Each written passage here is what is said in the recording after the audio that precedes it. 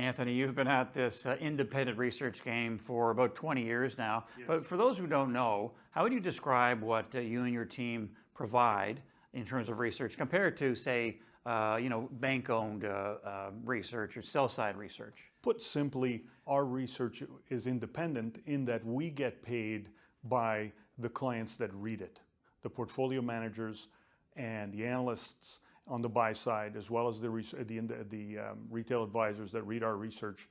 They pay us. We don't get paid anything by the companies that we write about, and we don't do trading on their behalf. After the dot-com bubble burst, all these regulations were brought in to make sure and ensure that there was a so-called Chinese wall under one company's umbrella between investment banking and research. But we know that conflict still exists. So what are some of the more egregious examples? Do you think that there's still a lot of conflicts that are a problem? There's always going to be conflicts.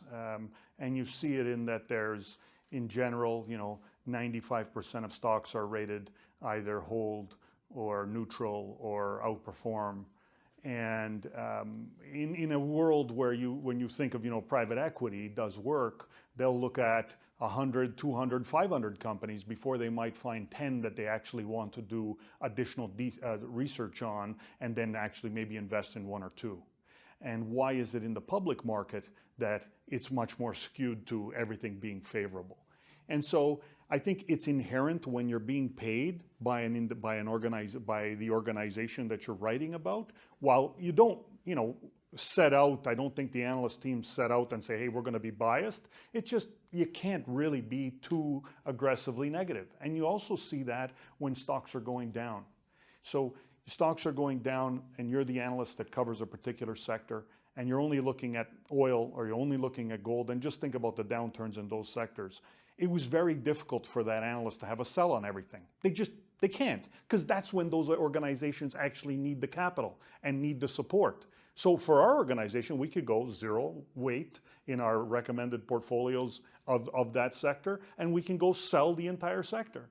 And I think that is really at the root of what makes us different. All right, so you touched on it there. Flesh that out some more. You're all about accounting, all about facts, all about being unbiased. So give us even more sense of your approach. The approach is looking at the story. So investors buy stories. And we look at three aspects to every investment. So we're looking at and when we're looking for opportunities, it's about looking at the environment that the company's operating in. So it's financial reporting environment, governance environment, and looking at, is that environment one where there is a system of controls in place such that if something were to go wrong, it would be contained. Then we look at, okay, what are the potential sparks that could go off, okay, that would lead to a potential bomb. It could be a positive reaction. It's like that. What are those catalysts? Do they exist? So, well, if management's being paid in a way that drives them to only look for revenue growth, well, that could be problematic when there's, they're over leveraging their balance sheet, just as an example. And then we're looking for what actually happened. So what sparks actually occurred in the marketplace. And so, now there's been a new competitor.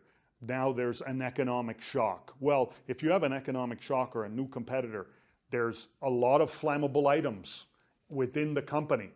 And the control environment is such that it doesn't contain these risks well, then you have a blow-up. Now that blow-up could be really negative, or it could be a situation where that's a positive catalyst. This is a huge opportunity. They were well positioned for it. Now we're looking for a huge catalyst to the upside.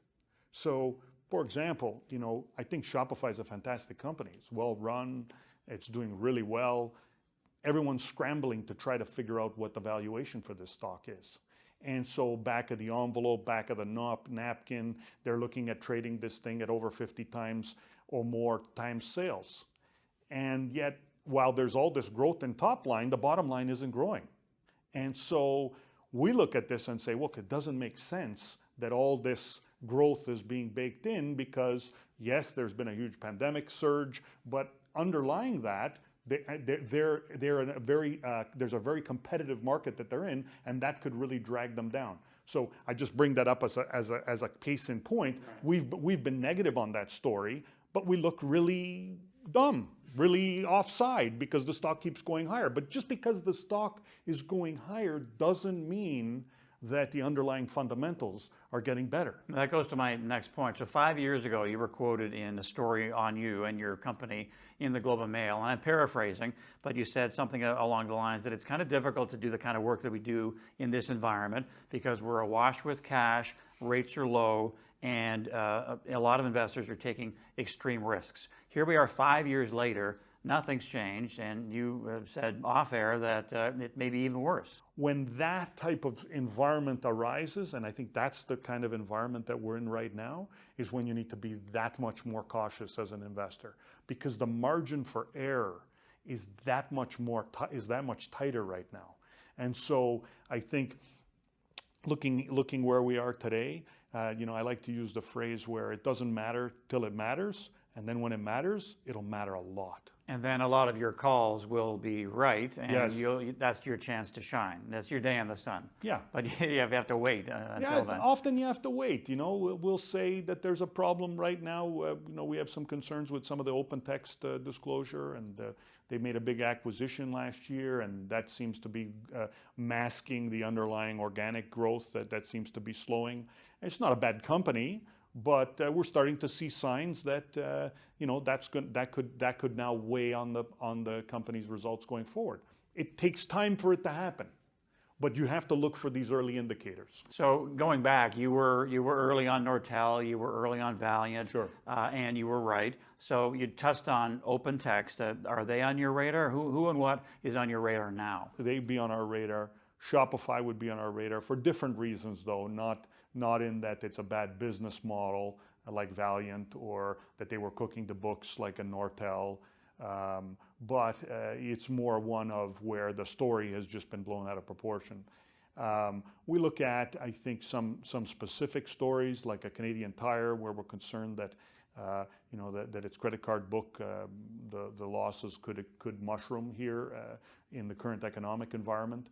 And I think largely that's I hate having to make calls based on the economic environment, because those are most difficult, because the economic environment could swing any which way. But it seems right now that because of all the sort of suspended animation, I like to call it, that the economy's been held in because of mortgage deferrals, because of government handouts, because of credit card deferrals and corporate and government loan deferrals offered by financial institutions. It's been able to kind of keep our economy afloat. And therefore, the banks haven't shown the significant credit losses that I think the U.S. banks have taken. And so I think that our Canadian banks over the next few quarters will start to show a significant uptick in credit losses, and that could hurt earnings. So Anthony, when you and your team at Veritas look at a company, what are the 5 key things that you pay attention to? First is accounting and disclosure. So look for how a company reports its results, reading through the details of the accounting policies. Then we look at the balance sheet. So what assets are included, what assets aren't included, what liabilities are included, what are not, what equity should be equity, what should be liability, etc. Then we look for cash flow sustainability, okay? And we discussed already all the secrets to the cash flow and how it's not just operating cash flow less CapEx. Then we look at the business model. And with the business model, you're looking for what is it that's the pinprick that will break the business from working. And so I like to think about, in the case of Valeant, it was when it can't continue to raise prices. That was it. If it couldn't buy something and raise the price, it no longer worked. And the last and not least is corporate governance. So how's management's getting paid? Is that congruous with the desires of the shareholder base? What's management's record of making decisions? Acquisitions, capital investments, That really, I did a study, I wrote one of the first reports I worked on back in 2000 was on Bombardier.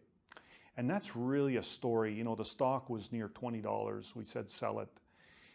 We were threatened with a lawsuit. The stock is virtually penny stock, and has stumbled through being a penny stock for the last 20 years, essentially. It's a very sad story. But what was really evident in the early days in the financial statements of Bombardier, and we wrote a case on this too for Ivy, was that when you see a company, every accounting choice it makes is on the side of being aggressive, on the side of making earnings higher, on the side of making revenues higher. You don't know exactly that something is happening or not, but you know that their bias is to make things look better than they otherwise are. And that's extremely dangerous.